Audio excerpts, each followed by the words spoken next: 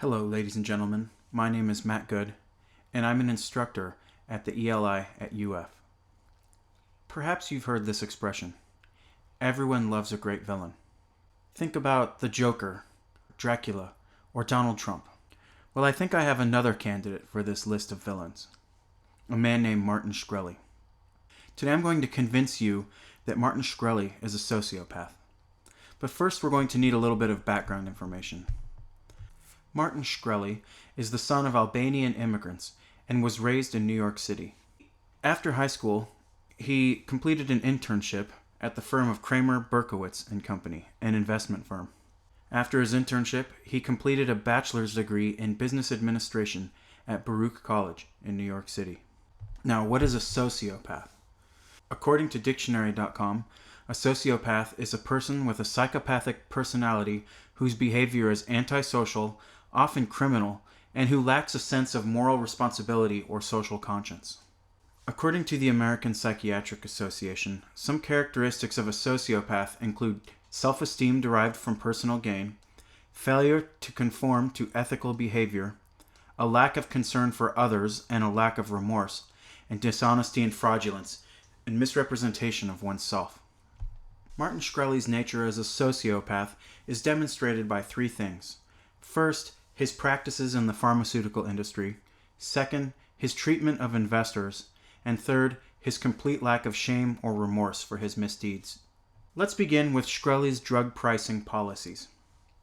According to Business Insider, in September of 2015, Shkreli raised the price of Daraprim from $13.50 per pill to $750 per pill.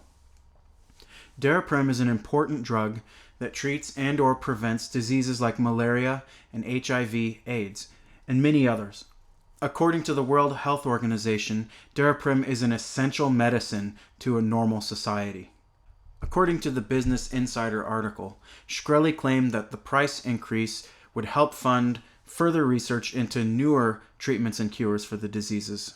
However, according to a CNN article in 2016, a government investigation revealed that Shkreli sent emails to his employees stating that $1 billion, here we come, and almost all of it is profit regarding the increases. Shkreli has attempted to deflect some of the criticism by claiming that most patients only pay a few dollars for their pills after insurance. However, the insurance companies have to pick up the rest, and those expenses are passed on to the other customers. In other words, the average American. Daraprim is not under patent, as it is over 60 years old. In other words, any company can produce and sell Daraprim, but the process of bringing a drug to market is quite slow.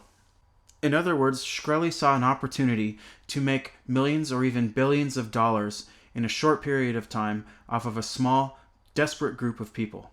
This is a practice known as price gouging, and Shkreli's employment of it in this situation is a classic example of a sociopathic behavior.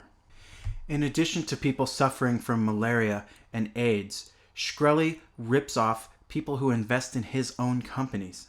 According to Bloomberg, on more than one occasion, he has created investment companies that paid him a high salary while losing all of his clients' money. Bloomberg also mentions that he's been accused of running a Ponzi scheme, which goes like this. He takes out loans to create a company. The company fails, but he still owes money to the lenders. So he takes out a new loan from someone else to create a new company, uses that new money to pay off the debts of the old company. When the new company fails, he once again takes out a loan to pay off the debts of the previous company, and so on. In other words, he pays his debts with money he doesn't actually have. Bloomberg mentions that Shkreli has been fired from multiple companies for mismanagement and for trading irregularities. He is currently the subject of a $65 million lawsuit by his previous employer, Retrofin. His practices at Retrofin are currently the subject of a federal investigation, and he was arrested for trading fraud in December of 2015. On a side note, one has to wonder what is wrong with Wall Street. Why does Shkreli keep getting chances from employers and money from lenders in spite of his history?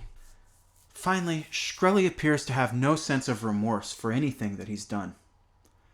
According to a 2015 LGBTQ Nation article, After his arrest, Shkreli's tweets seem to indicate that he believes he is the victim of a vast government conspiracy. According to a 2015 CNN article, Shkreli began live streaming on YouTube after the arrest, raising his public profile instead of lowering his profile as one would expect from someone currently under investigation. According to Bloomberg in 2015, Shkreli made several splashy purchases. For example, he bought the only copy of a Wu-Tang Clan album for $2 million. Additionally, he served as something of a sugar daddy for a punk rock label in New York City. He even put up $45 million from an E-Trade account to bail himself out after his arrest, which presumably did not impress the many investors whose money he has flushed down the drain over the years. According to Reuters in 2016, Shkreli was called to testify before a congressional hearing, but refused to answer any questions and spent the entire session smirking. After the session, he called the lawmakers imbeciles. Again, this is incredibly out-of-touch behavior for someone under federal investigation. In summary, it's obvious that Shkreli is a sociopath. He's completely unethical. He doesn't care about anyone but himself. He lies constantly. He steals.